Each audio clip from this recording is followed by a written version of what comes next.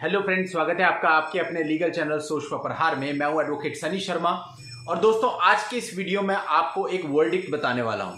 दोस्तों, जो वर्डिक्ट्स होती हैं किसी भी केस की, चाहे वो हाई कोर्ट की हो, चाहे वो सुप्रीम कोर्ट की हो, इवन चाहे वो ट्रायल कोर्ट की हो, उससे हमें सीखने को मिलता है कि कोर्ट किस तरह से काम करती है और हमें डिसीजन ले पाते हैं कि क्या हमको अपने केस के लिए हाई कोर्ट में जाना चाहिए या और कहीं मूव करना चाहिए। दोस्तों देखिए, हर किसी के लिए अपर कोर्ट में जाना आसान भी नहीं होता है, क्योंकि जब आप हाई कोर्ट में मूव करते हैं 482 के लिए या फिर एंटीसिपेटरी बेल के लिए, तो ऑब्वियसली उसमें खर्चा भी आता है। और बहुत सारे लोग होते हैं जो ये समझना चाहते हैं कि अगर हमारा फायदा है तो हम किसी तरह से मैनेज करते हैं, अदरवाइज अननेसेसरी पैसे लगा करके फायदा नहीं है। तो दोस्तों, जो जजमेंट मैं आपके लिए लेकर के आता हूं, इन सारी वर्डिक्ट्स की स्टडी से अपने को यही पता चलता है कि किन किन केसेज में अपने को रिलीफ मिल सकता है। तो हमारा केस यदि वैसा है तो हम आगे जाएं, अदरवाइज अगर हमारा केस वैसा नहीं है, सिचुएशन हमारे फेवर में नहीं है और हमें लगता है कि हमें रिलीफ नहीं मिलेगा, तो फिर जाने का कोई फायदा नहीं है। तो दोस्तों, आज की इस वीडियो में आपको एक बहुत ही इंपॉर्टेंट जजमेंट बताने वाला हूं। जजमेंट अभी हाल ही का 6 अगस्त 2021 का है। बहुत इंपॉर्टेंट जजमेंट है। और दोस्तों, यहां पर डाउरी का पूरा केस है, साथ ही साथ सेक्शन 304B भी लगा है।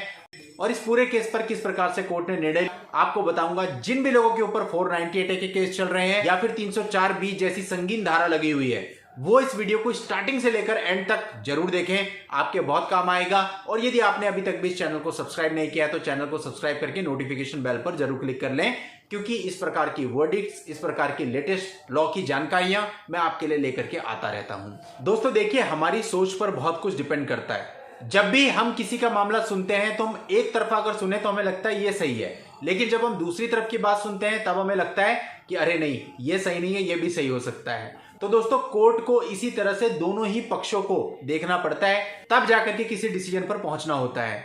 अब देखिए दोस्तों, जब हम लोग नए नए कोर्ट में आए थे तो हम देखते थे कोई 302 का मामला चलता था मर्डर का, तो जब वो आरोपियों को सामने लाया जाता था हमें बड़ा गुस्सा आता था कि भाई इन्होंने इसका मर्डर कर दिया है, और मन करता था कि वहीं पर उसको। लेकिन दोस्तों, हमें तब लॉ की इतनी जानकारी नहीं थी, हम स्टूडेंट्स हुआ करते थे। और दोस्तों, बाद में जैसे से आगे बढ़े तब पता चला कि ये आरोपी तो जरूर है मगर इन्होंने मर्डर किया ही नहीं है, ये तो इसमें फंसे हुए हैं। तो उसके बाद हमें लगने लगा कि इनिशियली हमारी सोच कितनी गलत थी। हम केवल इमोशंस में बहकर की चीजों को देख रहे थे, लेकिन एक्चुअल में उन्होंने मर्डर किया ही नहीं था। तो दोस्तों, ऐसे में आप ये समझ लीजिए कि यदि किसी बेगुनाह को सजा हो जाती है तो वो भी बहुत गलत है, और यदि कोई गुनाहगार छूट जाता है तो वो भी बहुत गलत है। तो दोस्तों, 304B का मामला, यानी कि जिसमें वाइफ की डेथ हो जाती है, उस केस में लड़के पर इल्जाम होता है कि इसने दहेज की खातिर इस लड़की को मार दिया है। तो सुनते ही किसी का भी खून खौलने लगता है, लेकिन कोर्ट्स ऐसे नहीं चलती। कोर्ट ये देखती है कि एक्चुअल में जो उसकी डेथ हुई है वो उसके पति के द्वारा ही हुई है या किसी अन्य कारण से हुई है। कहीं ऐसा तो नहीं है कि एनिमिटी निकालने के लिए पति का नाम लगा दिया गया हो और उसकी पूरी लाइफ खराब हो जाए। तो इसलिए दोस्तों, हमें जज्बातों से काम नहीं लेना होता, लॉ से, दिमाग से काम लेना होता, अपना माइंड अप्लाई करती है कोर्ट इन सब चीजों को देखने में। तो चलिए पहले इस पूरे केस को समझते हैं। दोस्तों, लड़की के पिताजी ने कंप्लेंट दर्ज कराई और उनका वर्जन ये था कि 1996 में दोनों की शादी हुई थी, 10,000 रुपए उन्होंने कैश दिए थे, कुछ सामान भी दिया था अपनी कैपेसिटी के अकॉर्डिंग। अब वो और कैश मांगने लगे, एक भैंस की भी डिमांड करने लगे कि एक भैंस भी दीजिए, गांव से रहे होंगे। और ये सामान नहीं दिया गया तो लड़की को परेशान करने लगे, उसे खाने पीने में दिक्कत करने लगे, उसे टॉर्चर करने लगे, कई बार उसे पीटने लगे, जान से मारने की उसको धमकी दी जाने लगी। और फिर लड़की के पिताजी को सूचना मिली कि उन्होंने आपकी लड़की को मार दिया और डेड बॉडी को जला दिया है। तो ऐसे में जो लड़की के फादर थे वो पुलिस में गए कंप्लेंट दर्ज कराने, लेकिन उनकी कंप्लेंट दर्ज नहीं की गई। इसके बाद वो 156(3) में गए और वहां पे कोर्ट ने FIR का ऑर्डर किया, तब जाकर के FIR दर्ज हुई। अब दोस्तों, ये FIR 498A, 304B, 201 और 3/4 ऑफ डाउरी प्रोहिबिशन एक्ट के अंतर्गत दर्ज हुई। दोस्तों, ट्रायल चला और जो ट्रायल कोर्ट थी उसने 3/4 के अंतर्गत 1 साल की पति को सजा कर दी और साथ ही 1,000 रुपए का जुर्माना लगा दिया, और 304B के लिए 10 साल की सजा कर दी और 2,000 रुपए जुर्माना लगा दिया, और 201 और 498A में एक्विटल कर दिया, दोषमुक्त उसे कर दिया गया। अब दोस्तों, मामला गया हाई कोर्ट। हाई कोर्ट ने सारी चीजों को देखा कि भाई ऑन रिकॉर्ड जितने भी एविडेंस आए हैं, जितनी भी स्टेटमेंट आई है, एक्यूज्ड की स्टेटमेंट आई है, कंप्लेंट है, उन सब चीजों को ट्रायल कोर्ट ने अच्छे तरीके से ऑब्जर्व किया है या नहीं। क्योंकि हाई कोर्ट का काम है यह देखना कि लॉ को फॉलो किया गया है या नहीं किया गया है। तो जो भी ट्रायल कोर्ट के रिकॉर्ड पर चीजें थी वो सारी हाई कोर्ट ने ऑब्जर्व करी। अब दोस्तों, उसमें एक चीज आई, जो PW1 थे, यानी कि पहले गवाह थे, पहले विटनेस थे, लड़की के पिताजी, उनकी जो स्टेटमेंट थी वो जगह जगह अलग थी और उनकी स्टेटमेंट पर विश्वास नहीं किया जा सकता था, ऐसा कोर्ट का मानना था। थोड़ा सा हम समझ लेते हैं। यहां पर कोर्ट ने एक चीज को ऑब्जर्व किया, जब उन्होंने कंप्लेंट करी तो उन्होंने बोला लड़की को जला दिया गया, लेकिन जब उन्होंने स्टेटमेंट दी तो उन्होंने कहा लड़की को पॉइजन दे दिया गया।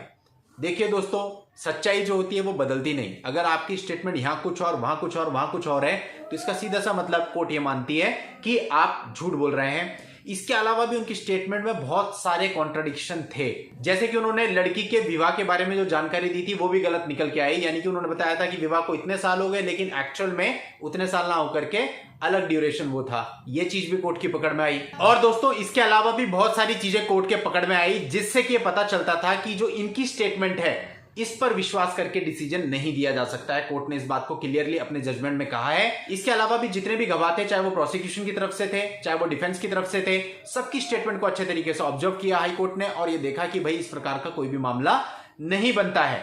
और जो लड़का था उसको सारे ही चार्जेस से दोषमुक्त कर दिया गया। अब देखिए दोस्तों, यानी कि हाईकोर्ट का यह मानना था कि ये क्राइम लड़के के द्वारा नहीं किया गया है, इसीलिए तो उसे दोषमुक्त किया, जबकि ट्रायल कोर्ट ने क्या किया था, उसको सजा दे दी थी। अब दोस्तों, यदि एक्चुअल में किसी बेगुनाह को 10 साल की सजा हो जाए तो उसकी तो लाइफ ही खत्म है। इसलिए दोस्तों, कोर्ट इमोशंस के बेस पे काम नहीं करती, एविडेंस के बेस पे काम करती है। ओरल टेस्टिमनी से क्या निकल के आ रहा है उसके बेस पर काम करती है। तो दोस्तों, बहुत ही इंपॉर्टेंट जजमेंट है। 498A के साथ अगर दुर्भाग्यवश किसी के घर में इस प्रकार की मिसहैपनिंग हो जाती है और उसमें उसी का नाम लिखवा दिया जाता है जबकि वो उस क्राइम में इन्वॉल्व नहीं रहा है, तो इस प्रकार के जजमेंट उसके बहुत काम आ सकते हैं।